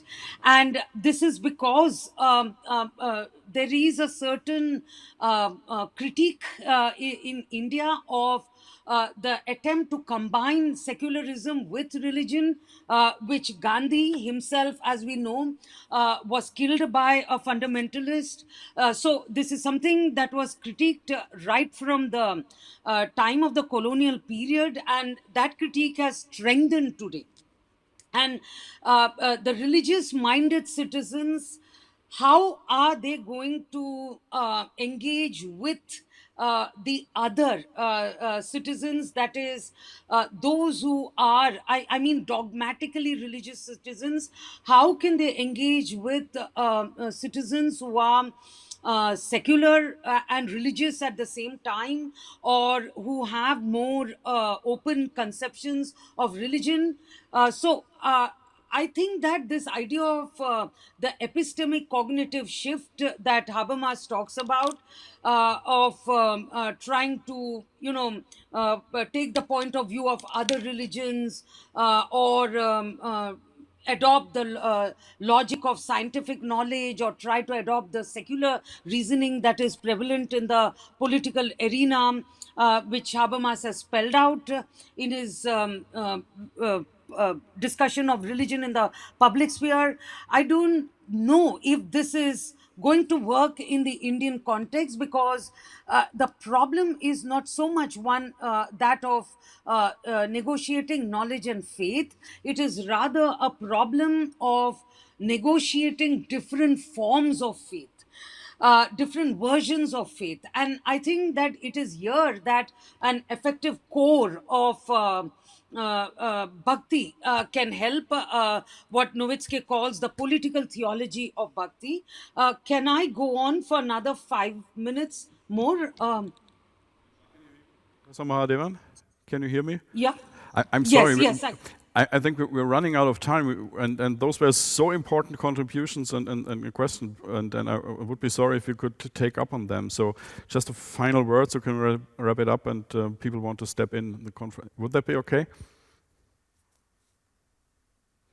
I think that the bhakti, we can invoke the political theology of bhakti for the sake of comprehending the idea of religion as the effective practice of sharing. Because the term bhakti comes from the word bhaj, which means sharing, and here it is the sharing of food, the sharing of ideas, the sharing of worship, the sharing of devotion. This notion of sharing is a very important one in a culture where caste system has prevailed, and where the refusal to share has been very significant, and which has been very dominating. So in that context, this becomes, in my opinion, an important term. And so this bhakti discourses of sharing are expressive discourses. They are performances of poetry that unite people together. And a very good instance, I will end here by just in a second, by citing the effective sharing that is invoked by the 16th century saint poet Eknath, who has what is called a barud, or a drama poem. It is called the Hindu-Turk Sumvad, or a dialogue between a Hindu and a Muslim. So here, in the dialogue between the Hindu and Muslim, the superficial differences, they start out by pointing to their superficial differences that emerge from dogmatic rituals, but at the same time there is a certain normative core of human dignity that they start acknowledging, that underlies them, because faith brings them together. So it is a certain shared faith that brings them together.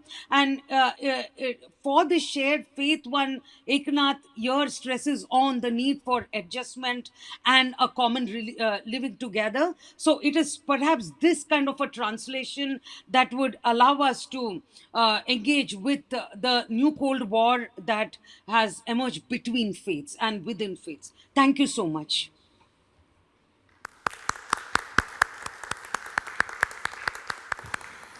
Thank you so much, Professor Mahadavan, for translating the concept of translation of Habermas. And if we think that post-metaphysical thinking emerges from a cultural history and from a transformation of religion, it's important to look at the different traditions. And thank you to make us aware of the Indian context. And I especially found it interesting that you say, well, the two, let's say, components which should be mediatedly, epistemologically and politically, or the two factions, are not so much religion and neutral secularism, but is a dogmatic and a non-dogmatic, a poetic and an epistemic version of religiosity. That's very interesting. So we're kind of running out of time. We're about a half an hour to discuss. I would suggest that we have a quick round among the panelists. If you want, the stage is open if you want to ask questions to your co-contributors, and then we open it up immediately to people who want to step in here in the lecture hall and online. So, Eduardo, since you have to be silent for the longest time, I want you to ask if you have questions to the contributions of Maeve and Kanchana. I have a lot of questions because the presentations were so rich and suggestive. To Kanchana, the question is there a national public sphere, or are we in a global public sphere? And how does this impact not only intranational religious conflict, but global religious conflict? And I think that the Habermasian category of the public sphere now moved to the global level, I would say exacerbates or increases the need for religious tolerance, not only now within a national public sphere, but in a global public sphere. That's what that's, you know, I could ask questions to Maeve. I think that one of the things that happens when we move to the intersubjective linguistic model of consciousness is that something like ethical existential autonomy itself becomes intersubjective. And thus, I would say that ethical existential autonomy becomes relational autonomy. I am autonomous to the extent to which I'm socialized into practices of autonomy. So I think finally I understand your critique of the Kierkegaardian Habermasian model, but I think that I don't see Habermas holding on to this notion of autonomy that is autonomy for myself. It's autonomy in relationship, hence the concept of communicative freedom. So thank you so much. Wonderful presentations.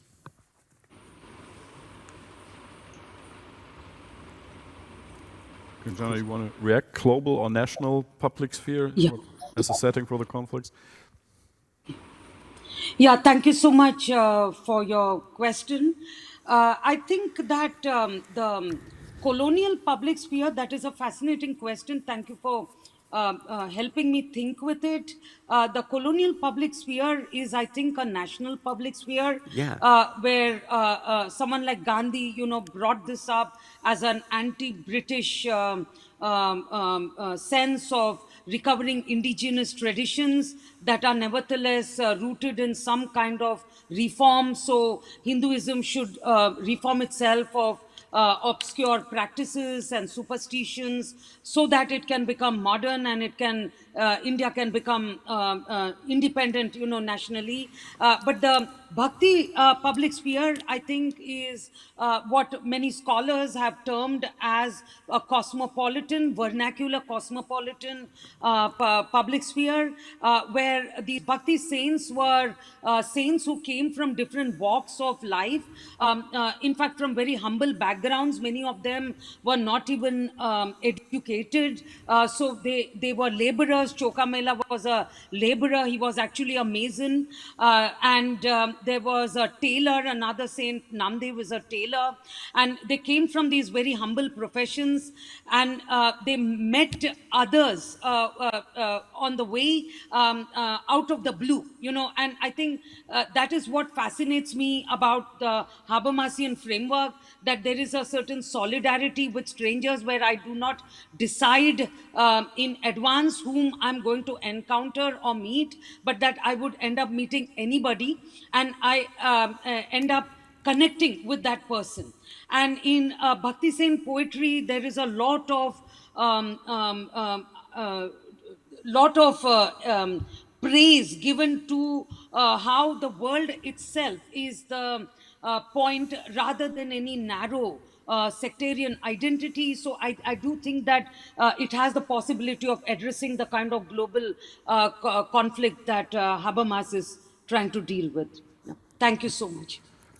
Thank you. I would suggest that we open it and so that no one gets left out. So, and if we have some time in the end, so we could come back. So, our question among here, Maureen Juncker, there's someone helping us with a microphone, and if there are questions raised in the chat, would I be able to see them here on the monitor, or do I have to go to another? Okay, I'm going to go to the laptop, but we're going to start with, there's at least one question over here. Professor Maureen Juncker-Kenny. Oh, okay, I got it. Thanks. Okay.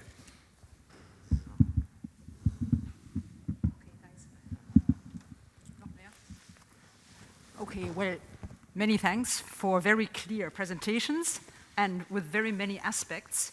I would like to, first of all, say, of course, Habermas has done with very great precision and breadth a superb analysis of the development, of the two contingent roots of Western thinking, and that has been pointed out. But I agree with Maeve, Cooke, that we should make more conceptual space for subjectivity. I would just like to highlight the two elements. One is the fact that Kierkegaard is, if you want, the counterpart to Schleiermacher, and he prefers Kierkegaard because he is so, if you want, abrupt. He sees kind of the idea of God as only to be reached in a leap, but he at the same time defends Kierkegaard against Bernstein and the kind of sacrifice of Isaac. He has points where he says, if you look at the text, it's a whole history of redaction as well. But he much prefers kind of the, if you want, authoritarian form of religion to Schleiermacher's analysis. But both are interpreted as choosing religious inwardness. And I think that misconceives the analyses that both of them put forward, which are analyses of facticity, philosophical, at the philosophical level, and then the answer of God is something that one can choose, as Kierkegaard says, as the power, as you said, that grounds, or the person, the grounding kind of the power who posited us. Yeah, I don't think that is seen. It's analyzed as if we turned towards religious inwardness as a choice. It's not seen that this is analysis of facticity is something that's true of every human being. And that's why I agree that the whole theory of subjectivity needs to be enlarged and not just made kind of coincide with intersubjectivity. But I also have a kind of remark from a theological side. I think just referring to dogma is kind of a bit pejorative, and one should see that we need to have something in which the particularity of each tradition is expressed. And of course, dogma itself is subject to, as we said, development or transformation, and that happens by ways of leaps and bounds. It's not continuous. So dogma as one big monolith is just wrong. It's a series of counterpositions, and one can see that in the development that he shows between the New Testament, early patristics, then Augustine, then the different stages of the Middle Ages, and so on. And these are mutually critical interpretations of the core of a religion, and that is discursive. Yeah, that's why I think this move to praxis and ritual and so on isn't convincing, because rituals have to be interpreted. And this process of dogma is I think, deserves more attention I know it in Christianity, but I'm sure it also is the case in the other religions. Thanks. There's one gentleman in the back.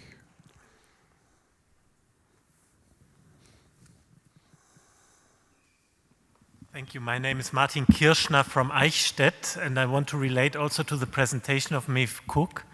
Thank you very much for it. It's just a proposal and a question maybe, because I find it very, very important what you stressed. In my terms, I would say that it is important to relate public discourse to the expression of what cannot be expressed. And in this context, I want you to ask whether you would see the category of testimony as a main category for this mediation. Testimonial truth in the context, for example, as you said, of personal conversions, but also of surviving of atrocities and of the importance of remembrance in the public, so that we have to widen our concept of rationality in these points beyond this focus on discursiveness, on discursive reason in Habermas. Thank you. Maeve, you want to comment or react? I'd like to react both. Yep. Yeah, quickly. Yep. To both of the interventions. With to Maureen Juncker-Kenny, I mean, the last of Martin Kirchner's, I asked a question. I found Maureen Juncker-Kenny's primarily just helpful in setting out what's at stake. I have two comments. One is, would have been a question I would have asked if we had more time to Kanchana about dogma, because I myself would have maybe mediating between Kanchana's presentation and what Maureen said. I think what Kanchana is describing in these Bhakti and subsequent practices is practices of translation, I think is a good word, which allow experiences of new forms of relationality, which can be a precondition for less rigid, if you like, dogmatic in that sense, as rigid or authoritarian understanding of one's own religious convictions.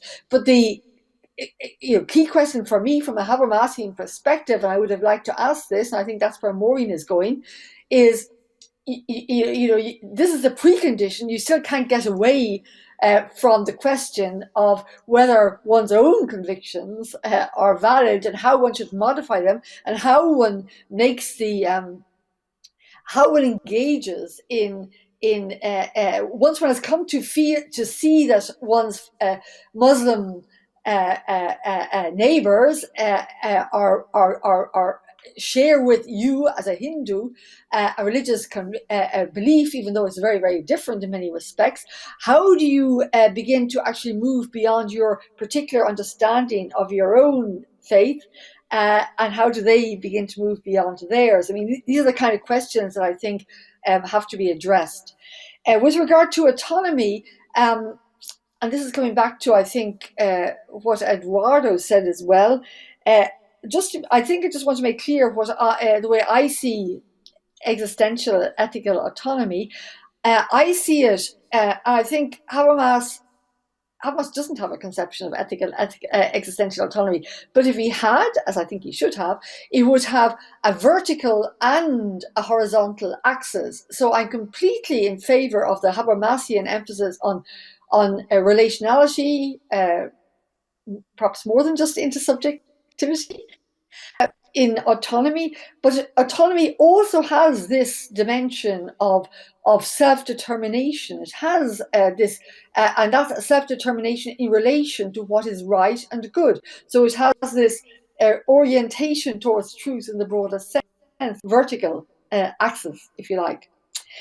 To be brief, the last question about testimony, this raises all sorts of very complex, and I think certainly for me, very interesting questions about how one attempts to convey linguistically to others what one has experienced in these fundamental experiences, maybe traumatic, maybe positive, or whatever.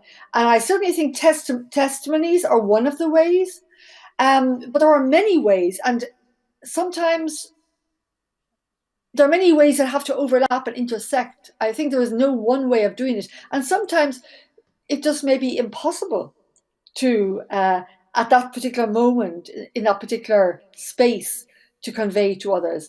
But testimonies, certainly, but not the only way. Thank you. There seem to be, for me now, two ways how I go about with Habermas and to look at him more carefully and in a way urge him to be more sensitive and open to religion as it really is. The one is the ethical route, to make room for more ethical considerations. Say, well, religious beliefs, religious attitudes are very close to ethical dilemmas, to ethical testimonies after traumatization and so forth. So there has to be a space for this kind of ethical experience and ethical self-determination in order to have a proper philosophical account what religion is. And the other way would say, well, let's try to get a greater distance of a post-metaphysical or secular account of religion, a greater distance towards ethical descriptions of religion. And that is one way to understand Eduardo's contribution, although that might run counter to his intuitions, to give a more kind of systems theory account of religion. What religion constitutes as a cultural practice and distinguish it from other practices, and how it could relate then religion as institutions to political institutions, to secular philosophy, science, and so forth, is a certain kind of mediated practice, and that is in the literal sense. You made us aware of the important function of media. I mean, Protestantism, the epitome of Protestantism is a new kind of religion, if you like, brought about by shifting from ritual practices to the text. And you could also say the axial revolution, like the book, the law, the word is paramount here. So that would be more this kind of cool functionalistic approach, saying what religion shapes are the institutional practices, the institutional requirements, like text, the media, so to speak. That would be interesting in the times of pandemia and digitalization of liturgic practices and academic practice. It is the media we use, the text, the book, the word, which shapes a religious institution and transforms and shapes and in a way constitutes its identity. It's not so much the beliefs and the ethical orientations that comes after the fact. So what makes, for example, an ethical orientations a religious one is the media we use, the text we refer to, not the inner experiences we have. Maeve disagrees. However, I hope so. However. Here, if I may, I'm thinking that part of the linguistic turn was this concept introduced by Wittgenstein that a private language is impossible. By the same token, a subject that is completely self-isolated, that understands its own ethical, existential autonomy to itself is impossible. I have a sense of who I am because I must give an account of myself. And religion teaches us that. Religion taught us to say, I believe, but I believe in the face of someone else. There is no existential autonomy unless I am taught to be existentially autonomous. The practice is prior to my claiming I am who I am.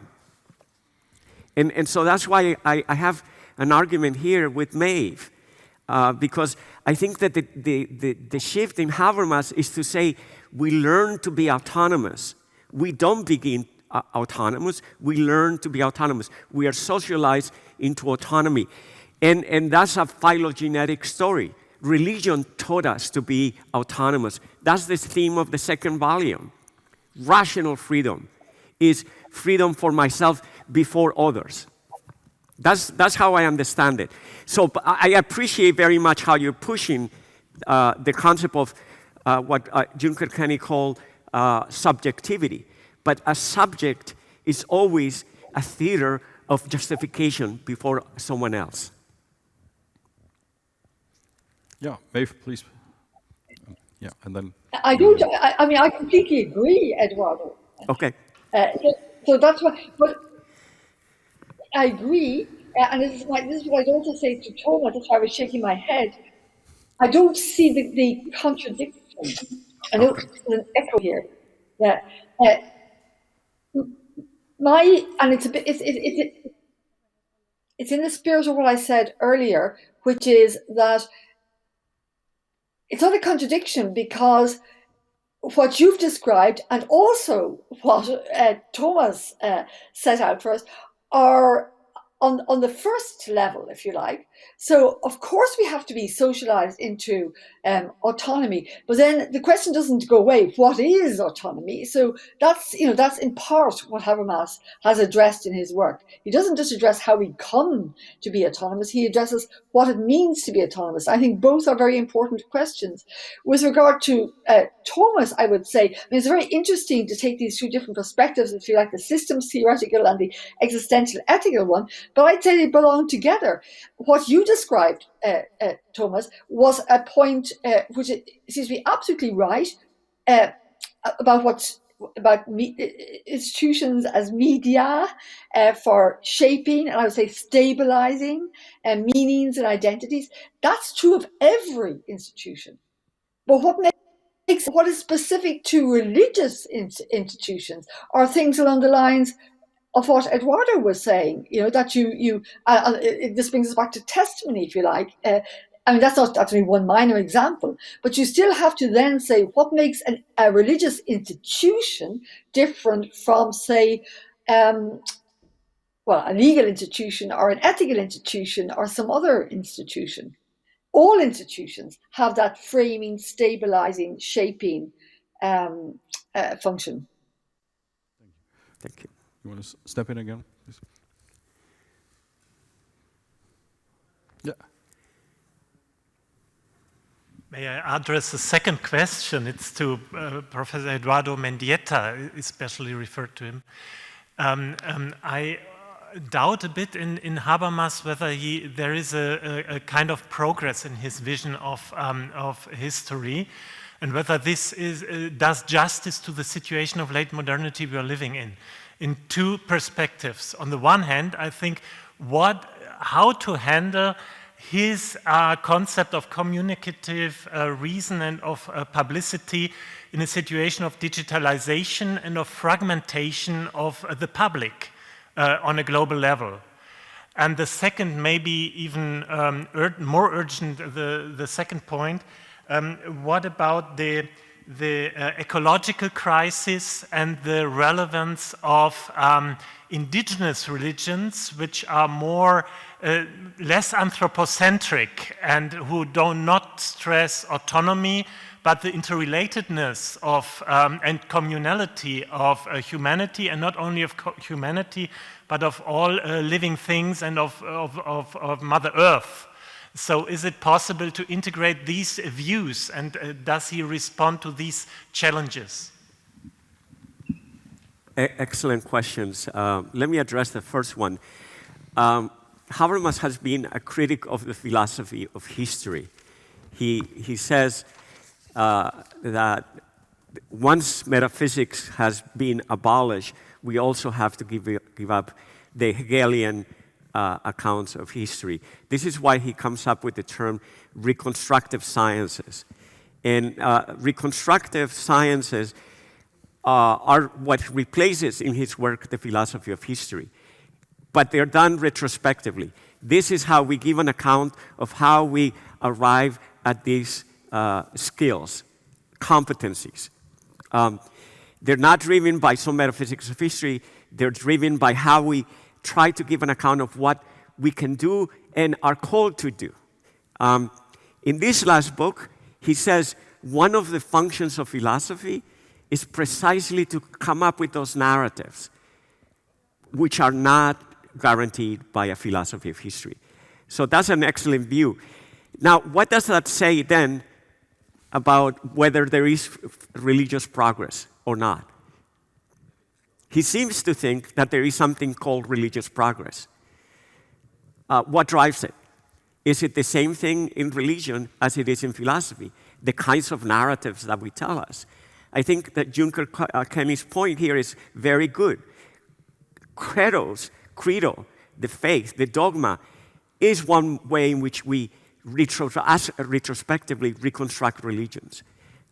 So that, with respect to the second point, the second question, that's an excellent question. This Habermasian corpus has no space for indigenous religions, precisely because for him, these religions are not religions of grammatization of the book. And for me, that's a challenge.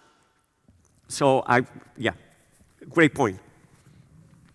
Thank you. I think it's a good way to hint at challenges if we're about to approach the end of the session. I just want to make sure that I haven't missed a question in the chat. In the chat. Could you just make that visible for a second again? Yeah. Okay, there are no questions so far. So that gives us the possibility to have a final round among us, if you like. So if Eduardo, Maeve, Kanchana, you want to comment and question the contribution of each others, and then we can wrap it up. Are there more challenges and maybe also some solutions we have? Yeah, I would like to hear from my colleagues. I think I spoke plenty. Just a second, Maeve. Yeah. Yeah. Oh. We can hear you now. I mean, what I said already, what I would have said to Kanchana, which is that the challenge, what she describes is very important, these practices or translation practices, but there are immense challenges there on a political level of deciding how we decide which values, if you like, we base our constitution, our legislation, our decisions on. And that requires further translation work, which will necessarily have to be of a linguistic kind. So it seems to me that the non-linguistic translation work is really important, but it can't be enough for political practice in the broadest sense. Right. Does anyone want to comment? The linguistic is important, and I am trying to work out the Bhakti tradition's approach to dialogue. What kind of dialogue emerges from practices of, let's say, eating together, which is so important because of the caste system. However, I think that the translation work that Bhakti Saints do is based on the intrinsic value of the human being. So that is, I think there is a certain modern worldview already in this medieval context, where Eknath, for example, in this Hindu Muslim dialogue that he has written the poem on, he brings out the inherent value that the human being has in both traditions. If we were to look at it without, I use the term dogma in a very mundane way as superstition and all of that, not in a profound way. In this context, so a non-rigid perspective or a non-prejudiced mind is what one needs to cultivate, for which the sensitivity is via music, the sensitivity is via praxis. So rather than simply articulate our beliefs by sitting at the table.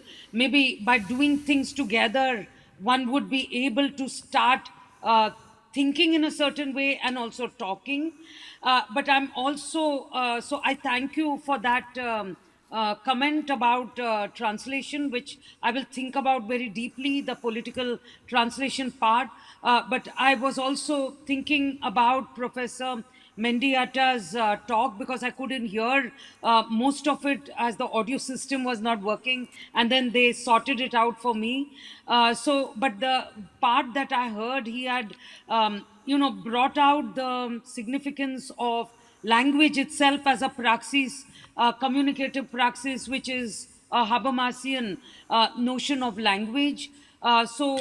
Listening to him, his argument there, I wondered if one is one being too harsh with Habermas when one accuses him of overemphasizing the cognitive or the rational, because doesn't he actually commit himself to praxis before theory in a way when he talks about language? Yeah. Yeah, that's an excellent point, that Habermas' linguistic churn has not turned all the way, so to say, towards what Maeve Cooke called the poetic praxis of language. And the term that you use is translation. And here I'm thinking of Jacques Derrida's concept that all language is always translation. And in particular, he uses to talk about God's language, that God's language is a language that must be translated through some text, through sacraments, through dogma, and so on and so forth. But those acts of translation are poetic, witnessing how one witnesses to one's faith. That's a poetic act. So I totally agree with this.